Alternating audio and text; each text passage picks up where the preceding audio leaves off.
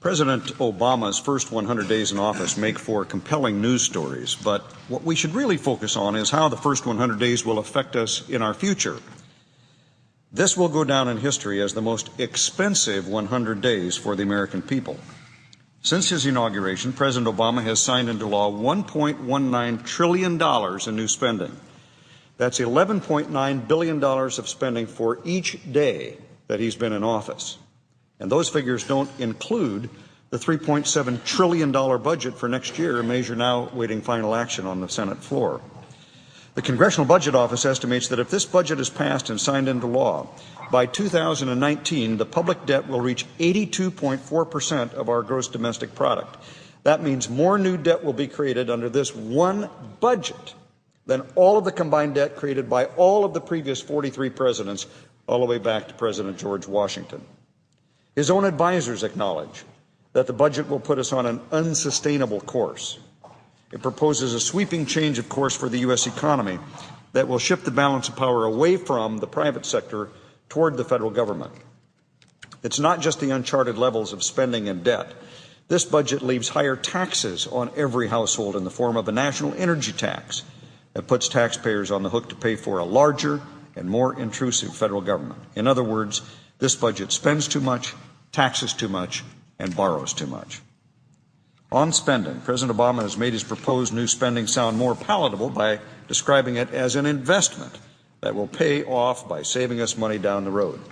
Most of the new spending, however, is for services and programs whose long-term value continues to be debated.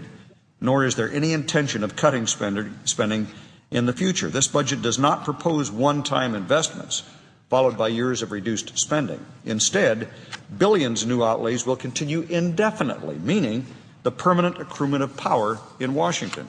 Rolling back the federal government's reach in the coming years could prove a Sisyphean challenge. Those of us in Washington need to keep in mind that families and small businesses now more than ever make sacrifices and trade-offs in their own budgets. Shouldn't Washington do the same?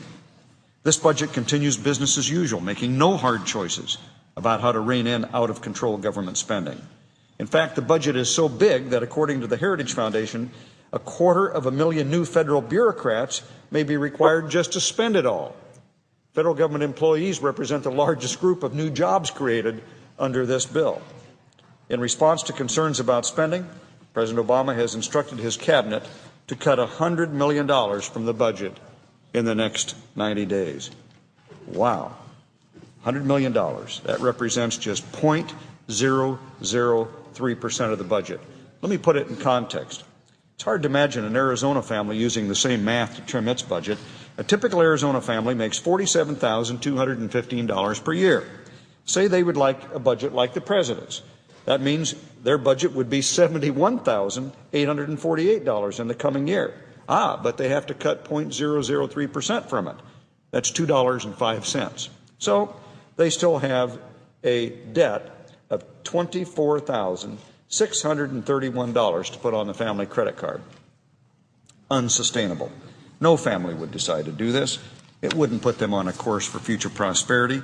So we need to cut a lot more than the 0.003 from this budget to be fiscally sustainable.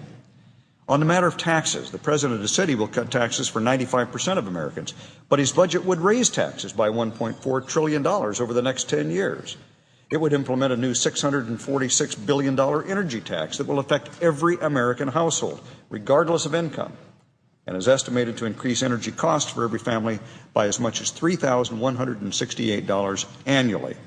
And it's described as a down payment, meaning there's much more to come.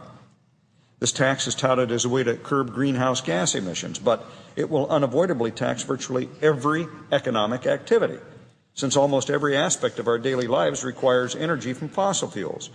I recall the president telling the San Francisco Chronicle, and I'm quoting here, "Under my plan of a cap-and-trade system, electricity rates would necessarily skyrocket." End of quote. Mr. President, how much time have I consumed, if I may ask? 5 minutes. All right. Let me move on to another part of my remarks here, and I'll ask unanimous consent that my entire remarks be put in the record. Without objection, so ordered.